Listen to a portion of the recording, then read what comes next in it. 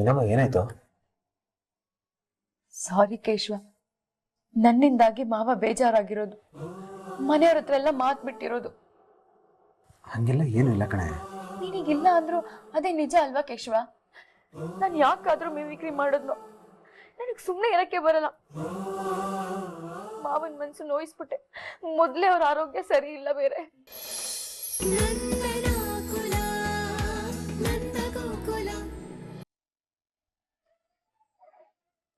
ಗಿರ್ಜಾ, ಒಂದ್ ಹೊತ್ತಿನ ಅಡ್ಗೆ ಮಾಡೋದ್ ಕಷ್ಟ ಅಂತ ಹೇಳ್ಬಿಡು. ನನ್ನ ಅಡ್ಗೆನ ನಾನೇ ಬೇಯಿಸ್ಕೊತೀನಿ. ಯಾರಾದ್ರೂ ವಲ್ಲಭ ರಕ್ಷ ಓದಿಗೆ ತೊಂದ್ರೆ ಕೊಟ್ರೆ ನಾನ್ ಸುಮ್ನೆ ಇರಲ್ಲ ಅಷ್ಟೇ.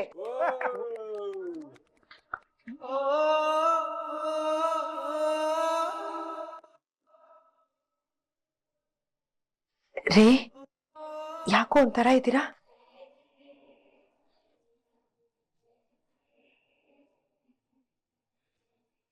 ಹೊರಗಡೆ ನಡೆದಿರೋ ವಿಚಾರದ ಬಗ್ಗೆ ನೀವು ಬೇಜಾರ್ ಮಾಡ್ಕೊಂಡಿದ್ದೀರಾ ಅಂತ ನನಗೆ ಗೊತ್ತು ರೀ. ಆದ್ರೆ ನೀವ್ ಅನ್ಕೊಂಡಿರೋ ಹಾಗೆ ಹೊರಗಡೆ ಏನು ನಡೆದಿಲ್ಲ ರೀ. ನನ್ ಮಾತ್ ಕೇಳಿ. ಮೌನ ಬೈಗುಳಕ್ಕಿಂತ ಭಯಂಕರ ಅನ್ನೋ ಮಾತ್ ಕೇಳಿದ್ದೆ. ಆದ್ರೆ ಅದ್ರ ಅನುಭವ ನನಗೆ ಇವಾಗ ಆಗ್ತಾ ಇದೆ ರೀ. ನೀವ್ ಹೀಗೇನು ಮಾತಾಡದೆ ಇದ್ರೆ ನನಗ್ ತುಂಬಾ ಭಯ ಆಗತ್ತೆ ರೀ. ಯಾಕೆ ಹೀಗಿದ್ದೀರಾ? ನೀವ್ ಯಾಕೆ ಮಾತಾಡ್ತಿಲ್ಲ ಅಂತನಾದ್ರೂ ಹೇಳ್ರಿ. ನಿನ್ನೆ ಅಷ್ಟೇ ಡಾಕ್ಟರ್ ಹೇಳಿದ್ದಾರೆ, ನೀವು ತುಂಬಾ ಕೋಪ ಮಾಡ್ಕೋಬಾರ್ದು, ಸ್ಟ್ರೆಸ್ ತಗೋಬಾರ್ದು ಅಂತ. ಹಾಗ್ ಮಾಡಲ್ಲ ಅಂತ ನೀವು ನನಗ್ ಮಾತು ಕೊಟ್ರಿ. ಈಗ ಮತ್ತೆ ಮನಸ್ಸು ಕೆಡಿಸ್ಕೊಂಡು ಕೂತಿದ್ದೀರಾ. ಅಂತದೇನು ಆಗಿಲ್ಲ ರೀ, ನಿಜವಾಗ್ಲು ನನ್ ಮಾತ್ ಕೇಳ್ರಿ. ಏನಾಗ್ತಿದೆ ರೀ? ಸುಸ್ತಾಗ್ತಿದ್ಯಾ? ಇಲ್ಲ ತಲೆನೋಯ್ತಿದ್ಯಾ?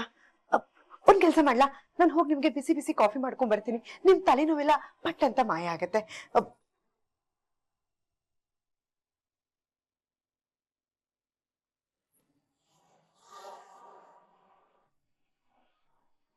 ನೀವ್ ಯಾಕ್ರಿ ಏನು ಮಾತಾಡ್ತಾ ಇಲ್ಲ? ಏನಿಲ್ಲ, ಏನ್ ನಡೀತು ಅಂದ್ರೆ,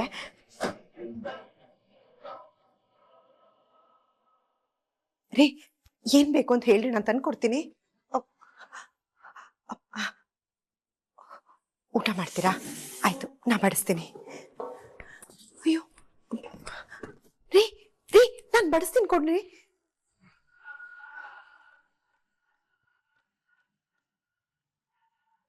ಅಣ್ಣ, ಅಪ್ಪ ಇವಾಗ ಊಟ ಅಲ್ವಾ, ನಮ್ಮನ್ನೆಲ್ಲ ಕರೀತಾರೆ ನೋಡು.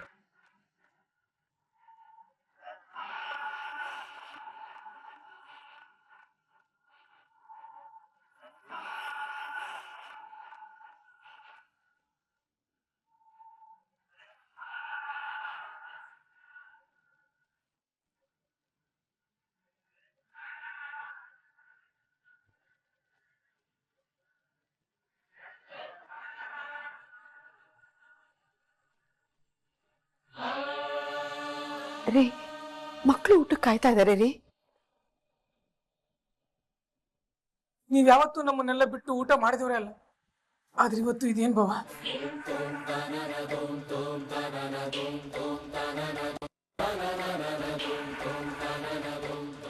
ಅವ್ರನ್ನ ಮಿಮಿಕ್ರಿ ಮಾಡಿದ್ದಕ್ಕೆ ಕೋಪ ಬಂದಿದೆ ಮಾವ. ಅಪ್ಪಂಗೆ ಕೋಪ ಬಂದ್ರೆ ಅಲ್ಲೇ ಡ್ರಾ, ಅಲ್ಲೇ ಬಹುಮಾನ, ನಂಗೆ ಅಲ್ಲೇ ಬೈತಾ ಇದ್ರು, ಅಲ್ಲೇ ಹೊಡಿತಾ ಇದ್ರು. ಇವತ್ತು ಯಾಕೆ ಹೀಗಾಡ್ತಿದ್ದಾರೆ? ರೀ, ಇನ್ನೊಂದ್ ಸ್ವಲ್ಪ ಅನ್ನ ಬಡಿಸ್ತೀನಿ ರೀ. ರೀ ಇಲ್ಲಿ ನೋಡಿ.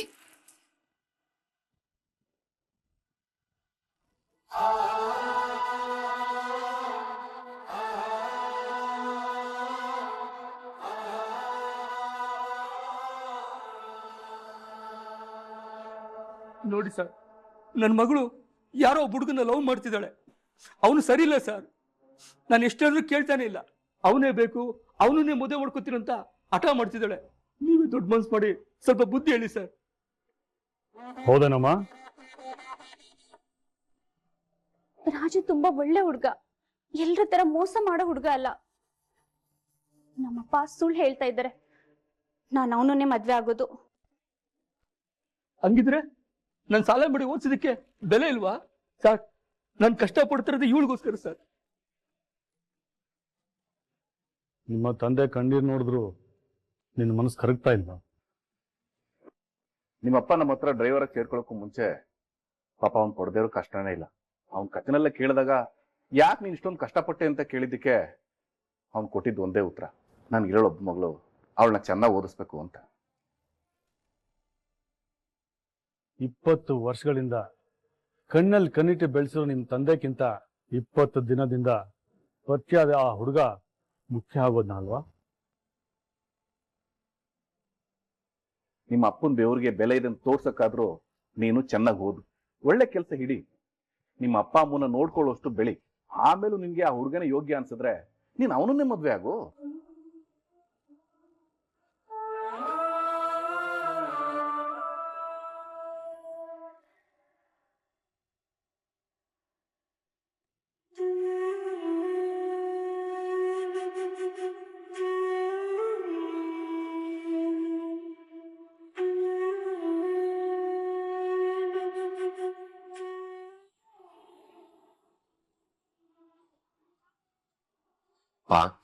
ಅದಕ್ಕೆ ನಮ್ ಎಲ್ರೂ ಮಿಮಿಕ್ರಿ ಮಾಡ್ತಿದ್ರಪ್ಪ, ಯಾರನ್ನೂ ಆಡ್ಕೊಂಡು ನಗ್ತಾ ಇರ್ಲಿಲ್ಲ. ನನಗ್ ಗೊತ್ತು ಮತ್ತೆ ಅದೇ ವಿಷಯದ ಬಗ್ಗೆ ಹೇಳಿದ್ರೆ ನಿಮಗ್ ಬೇಜಾರಾಗುತ್ತೆ ಅಂತ. ಅದಕ್ಕೆ ನಮ್ಮೆಲ್ರ ಕಡೆಯಿಂದನೂ ಸಾರಿಪಾ. ಮನ್ಸಿಗೆ ಬೇಜಾರಾಗಿದ್ರೆ ನಿಮ್ ಮನ್ಸು ಬಂದಷ್ಟು ನಮ್ಮನ್ನ ಬೈದ್ಬಿಡಿ, ಆದ್ರೆ ದಯವಿಟ್ಟು ಹೀಗಿರ್ಬೇಡ್ರಿ. ಬಾಬಾ, ಈ ಮನೆಯವರಿಂದ ಏನೇ ತಪ್ಪಾದ್ರು ಆಗ್ಲೇ ಅಲ್ಲೇ ಹೋಗುದು ಎಲ್ರಿಗೂ ಉಪ್ಪಿನಕಾಯಿ ಆಗ್ತಾ ಇದ್ರಿ. ಇವತ್ತು ಯಾಕೆ ಬಾಬಾ ಈಗ ಮಾಡ್ತಾ ಇದ್ದೀರಾ? ಈಗ ನಿಮಗೆ ಎಲ್ಲರ ಮೇಲೆ ಕೋಪ ಇದೆಯಲ್ವಾ? ಬೇಕಾದ್ರೆ ಎಲ್ಲ ಕೋಪನ ಒಟ್ಟು ಕೊಡ್ಸ್ಕೊಂಡು ನನಗೆ ನಾಳೆ ಕೇಟ್ ಹೊಡೆದು ಬಿಡಿ ಬಾಬಾ, ನಾನೇನು ಬೇಜಾರು ಮಾಡ್ಕೊಳ್ಳಲ್ಲ. ಆದ್ರೆ ಎಲ್ರೊಟ್ಟಿಗೆ ಮಾತಾಡದೇ ಇರಬೇಡಿ ಬಾಬಾ. ಪ್ಲೀಸ್ ಅಪ್ಪ, ನೀವ್ ಈ ಥರ ಇದ್ರೆ ನೋಡಕ್ಕಾಗಲ್ಲಪ್ಪ. ಹೌದಪ್ಪ, ನಮ್ಮನ್ನೆಲ್ಲ ಬಿಟ್ಟು ನೀವು ಊಟ ಮಾಡ್ದವ್ರೆ ಅಲ್ಲ, ಆದ್ರೆ ಇವತ್ತು ಮಾಡಿದೀರ. ಈಗ ನೋಡಿದ್ರೆ ನಾವ್ ಎಷ್ಟು ಕೇಳ್ಕೊಂಡ್ರು ಏನು ಮಾತು ಆಡ್ತಿಲ್ಲ. ನಮ್ಗಂತೂ ಅಳುನೇ ಬರ್ತಿದ್ಯಪ್ಪ. ಎಲ್ಲ ನನ್ನಿಂದಾನೆ. ನಾನು ಮಿಮಿಕ್ರಿ ಮಾಡ್ಲೇಬಾರ್ದಾಗಿತ್ತು. ಮಾವಂಗ್ ತುಂಬಾ ಬೇಜಾರಾಗ್ಬಿಟ್ಟಿದೆ. ಬುದ್ಧಿನೇ ಇಲ್ಲ ನನಗೆ. ಚಿಕ್ಕ ವಯಸ್ಸಿಂದ ನಾವೇನೇ ತಪ್ಪು ಮಾಡಿದ್ರು ನೀವು ಹೊಡಿತೀರಾ ಬೈತೀರಾ ಅನ್ನೋ ಭಯ ಇರ್ತಿತ್ತು. ಆದ್ರೆ ಇವಾಗ ನೀವು ಬೈದ್ರೂ ಪರವಾಗಿಲ್ಲ, ಸಾಯಿಸಿದ್ರು ಪರವಾಗಿಲ್ಲಪ್ಪ. ದಯವಿಟ್ಟು ಮಾತಾಡಿಯಪ್ಪ ಪ್ಲೀಸ್.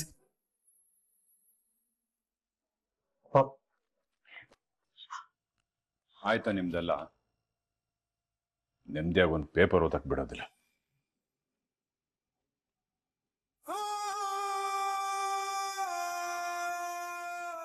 ನೋಡುವಲ್ಲಭ ಅವರು ನನ್ನ ಹತ್ರನೂ ಮಾತಾಡದೆ ಹೋಗ್ತಿದ್ದಾರೆ.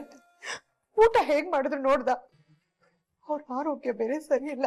ನಾವು ಕ್ಷಮಿಸಿ ಅಂದ್ರು ನಮ್ಮನ್ನ ಕ್ಷಮಿಸ್ತಾರೋ ಇಲ್ಲ. ಹೀಗ್ ಮಾಡಿದ್ರೆ ಹೇಗೋ, ಹೆಚ್ಚು ಕಮ್ಮಿ ಆದ್ರೆ ಏನೋ ಮಾಡೋದು. ಅಮ್ಮ, ಅದ್ರೆಲ್ಲ ಏನೂ ಆಗಲ್ಲ, ನೋಡ್ತಿರು. ಅಪ್ಪ ನಾಳೆ ಅಷ್ಟೊಳಗೆ ನಮ್ಮೆಲ್ರ ಜೊತೆನೂ ಮಾತಾಡ್ತಾ ಇರ್ತಾರೆ. ಸರಿ, ನೀವೆಲ್ಲ ಹೋಗಿ ಊಟ ಮಾಡಿ. ಅಮ್ಮ ಮತ್ತೆ ನೀನು? ನಂಗೆ ಹಸಿವಿಲ್ಲ ಕಣೋ. ನಂಗೂ ಬೇಡ.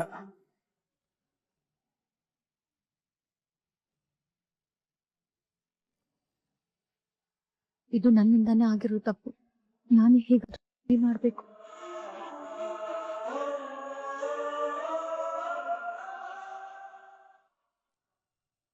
ನೀನು ಕಾಲೇಜ್ ಕಡೆ ಗಮನ ಕೊಡು.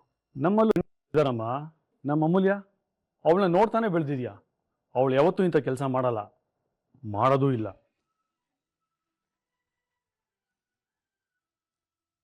ನೋಡ್ ಜ್ಯೋತಿ, ತೂತಲ್ಲಿ ಇಟ್ಕೊಂಡಿರೋ ಮನುಷ್ಯ ಬೇರೆಯವ್ರ ಮನೆ ದೋಸೆಲಿ ಎಷ್ಟು ತೂತಿದೆ ಅಂತ ಎಣಿಸ್ತಿರೋ ಹಾಗಾಯ್ತಿದ್ದು. ನಮ್ಮ ಜ್ಯೋತಿನೂ ಅಷ್ಟೇ, ಅವ್ರ ಅಕ್ಕನ ಥರನೇ. ತಾನಾಯ್ತು, ತಾನು ಓದಾಯ್ತು ಅಂತಿದ್ದಾಳೆ. ನೀನು ಸುಮ್ಮನೆ ದುಡ್ಕಕ್ಕೆ ಹೋಗ್ಬೇಡ. ಒಂದ್ ತಿಳ್ಕೊಮ್ಮ, ಇಡೀ ಪ್ರಪಂಚದಲ್ಲಿ ಒಬ್ಬ ವ್ಯಕ್ತಿಗೆ ಕೆಡಕ್ ಬಯಸ್ತಾ ಇರೋ 2 ಜೀವ ಅಂದ್ರೆ ಅದು ಅಪ್ಪ ಅಮ್ಮ ಮಾತ್ರ.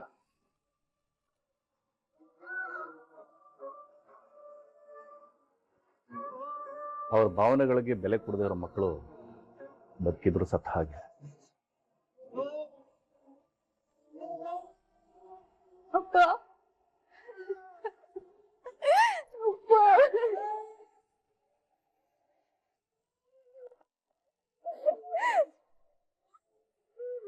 ನನ್ನ ಕ್ಷಮಿಸ್ಬಿಡಿ ಅಪ್ಪ.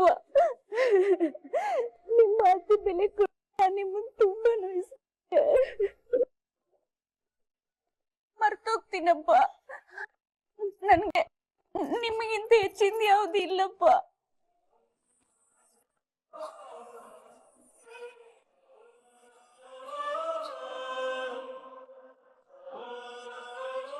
ನಿಮ್ಮಿಂದ ನನ್ನ ಮಗಳು ಭವಿಷ್ಯ ಉಳಿತು ಸರ್.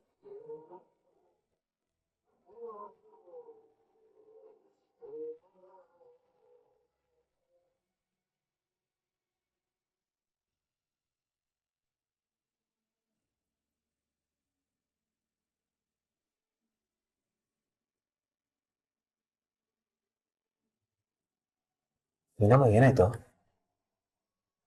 ಸಾರಿ ಕೇಶವ, ನನ್ನಿಂದಾಗಿ ಮಾವ ಬೇಜಾರಾಗಿರೋದು, ಮನೆಯವ್ರ ಹತ್ರ ಎಲ್ಲ ಮಾತ್ ಬಿಟ್ಟಿರೋದು. ಹಂಗೆಲ್ಲ ಏನು ಇಲ್ಲ ಕಣೆ. ನಿನಗಿಲ್ಲ ಅಂದ್ರು ಅದೇ ನಿಜ ಅಲ್ವಾ ಕೇಶವ? ನಾನು ಯಾಕಾದ್ರೂ ಮಿಮಿಕ್ರಿ ಮಾಡೋದ್ನು ನನಗ್ ಸುಮ್ನೆ ಇರಕ್ಕೆ ಬರಲ್ಲ. ಮಾವನ್ ಮನ್ಸು ನೋಯಿಸ್ಬಿಟ್ಟೆ. ಮೊದ್ಲೇ ಅವ್ರ ಆರೋಗ್ಯ ಸರಿ ಇಲ್ಲ, ಬೇರೆ ಮನೆಯವ್ರು ಯಾರು ಊಟ ಮಾಡಿಲ್ಲ, ಎಲ್ಲ ನನ್ನಿಂದನೇ ಆಗಿದ್ದು. ಮೀನಾ, ಅಳ್ಬೇಡ ಕಣ. ನೋಡು, ನೀನ್ ತಪ್ಪು ಮಾಡಿದ್ಯಾ ಅಂದ್ರೆ ನಾವೆಲ್ಲ ತಪ್ಪು ಮಾಡಿದೀವಿ ಅಂತ ಅರ್ಥ. ಯಾಕೆಂದ್ರೆ ನೀನ್ ಬೇಡ ಬೇಡ ಅಂದ್ರು ಮಿಮಿಕ್ರಿ ಮಾಡುವಂತ ಒತ್ತಾಯ ಮಾಡಿದ್ದೆ ನಾವು. ಅಷ್ಟಕ್ಕೂ ನೀನೇನು ಅಪ್ಪನ್ನ ಆಡ್ಕೋಬೇಕು ಅಂತ ಆತರ ಮಾಡ್ತಿರ್ಲಿಲ್ಲ ಅಲ್ವಾ, ಮಿಮಿಕ್ರಿ ಮಾಡ್ತಿದ್ದೆ. ಅದನ್ನ ಅವ್ರಾಗ ಅರ್ಥ ಮಾಡ್ಕೊಂಡ್ರು ಅಷ್ಟೇ. ಅದೇ ಅಲ್ವಾ ಕೇಶವ ಸಮಸ್ಯೆ ಆಗಿರೋದು. ಮಾವ ತಪ್ಪು ತಿಳ್ಕೊಂಡಿದ್ದಾರೆ, ಅವ್ರಿಗೆ ಹಿಂಗಲ್ಲ ಹಿಂಗೆ ಅಂತ ಅರ್ಥ ಮಾಡಿಸ್ಬೇಕಲ್ವಾ? ಈಗ ನೀನು ಏನು ಹೇಳೋದಕ್ಕೆ ಹೋಗ್ಬೇಡ, ಸ್ವಲ್ಪ ಟೈಮ್ ಕೊಡು, ಎಲ್ಲ ಸರಿ ಹೋಗುತ್ತೆ. ಅಪ್ಪಂಗೆ ಅರ್ಥ ಆಗತ್ತೆ, ಆದ್ರೆ ಅದಕ್ಕೆ ಸ್ವಲ್ಪ ಟೈಮ್ ಹಿಡಿಯತ್ತಷ್ಟೇ. ನಾವಿಬ್ರು ಮದ್ವೆ ಮಾಡ್ಕೊಂಡ್ ಬಂದಿದೀವಿ ಅನ್ನೋ ಬೇಜಾರ್ಗೆ ಸಿಟ್ಟಿಗೆ 1 ತಿಂಗಳಾದ್ರೂ ನಮ್ಮ ಹತ್ರ ಮಾತಾಡಿಲ್ಲ ಅವರು. ಈಗ ಈ ಬೇಜಾರ್ಗೆ ಮಾವ ಯಾರ ಹತ್ರನು ಯಾವತ್ತೂ ಮಾತಾಡದೆ ಇದ್ಬಿಟ್ರೆ, ಹಾಗೇನಾದ್ರೂ ಆದ್ರೆ ನಾನು ಯಾವತ್ತೂ ಕ್ಷಮಿಸ್ಕೊಳಲ್ಲ. ನಾವ್ ಯಾರಿಗೂ ಹೇಳ್ದೆ ಮದ್ವೆ ಆಗಿದ್ದು ನಮ್ ತಪ್ಪು, ಅದಕ್ಕೆ ಅವ್ರು ನಮ್ಮ ಹತ್ರ ಮಾತಾಡ್ತಿಲ್ಲ. ಅದಕ್ಕೊಂದು ಅರ್ಥ ಇದೆ. ಆ ವಿಷಯದಲ್ಲಿ ನಾವು ಅವ್ರನ್ನ ಫೋರ್ಸ್ ಮಾಡೋದಕ್ಕಾಗಲ್ಲ. ಆದ್ರೆ ಈಗ ಈ ವಿಷಯದಲ್ಲಿ ನಮ್ದು ಯಾರ್ದು ತಪ್ಪಿಲ್ಲ, ನಿಂದಂತೂ ತಪ್ಪೇ ಇಲ್ಲ. ನಾವು ತಪ್ಪು ಮಾಡಿಲ್ಲ ಅಂತ ನಮಗೆ ಬಲವಾಗಿ ನಂಬಿಕೆ ಇರ್ಬೇಕಾದ್ರೆ ನಾವು ಅವ್ರನ್ನ ಕನ್ವಿನ್ಸ್ ಮಾಡ್ಬೋದಲ್ವಾ? ಧೈರ್ಯವಾಗಿರು. ಅವ್ರು ನಾನ್ ತಪ್ಪು ಮಾಡಿದೀನಿ ಅಂತ ನನ್ ಮೇಲೆ ಕೂಗಾಡಿ ಬೈದಿದ್ದಿದ್ರೆ ನನಗ್ ಬೇಜಾರಾಗ್ತಿರ್ಲಿಲ್ಲ ಕೇಶವ. ಆದ್ರೆ ಮನೆಯವ್ರ ಹತ್ರ ಎಲ್ಲ ಮಾತ್ ಬಿಟ್ಟಿದ್ದಾರೆ, ಅದ್ ನನ್ ಕೈ ಸಹಿಸ್ಕೊಳಕ್ ಆಗ್ತಿಲ್ಲ ಕಣೋ. ಇದಕ್ ಹೇಗಾದ್ರೂ ಮಾಡಿ ಸರಿ ಮಾಡ್ಲೇಬೇಕು. ಹೇಗ್ ಮಾಡೋದು, ಹೇಗ್ ಮಾಡ್ಲಿ? ನೀನ್ ತುಂಬಾ ಗಾಬರಿ ಆಗ್ತಿಲ್ಲ. ನೋಡು, ಒಂದ್ ಮಾತಿದೆ, ಟೈಮ್ ಹೀಲ್ಸ್ ಎವ್ರಿಥಿಂಗ್ ಅಂತ. ಸಮಯನೇ ಎಲ್ಲ ಸಮಸ್ಯೆನೂ ಪರಿಹಾರ ಮಾಡುತ್ತೆ. ಈ ವಿಷಯದಲ್ಲೂ ಹಾಗೆ. ಸ್ವಲ್ಪ ಟೈಮ್ ಕೊಡು, ಅಲ್ಲಿವರೆಗೂ ಆರಾಮಾಗಿರು. ಮಾವ ಎಲ್ರ ಹತ್ರ ಮಾತಾಡೋವರ್ಗು ನನಗೆ ಆರಾಮಾಗಿರಕ್ ಆಗಲ್ಲ ಕೇಶವ.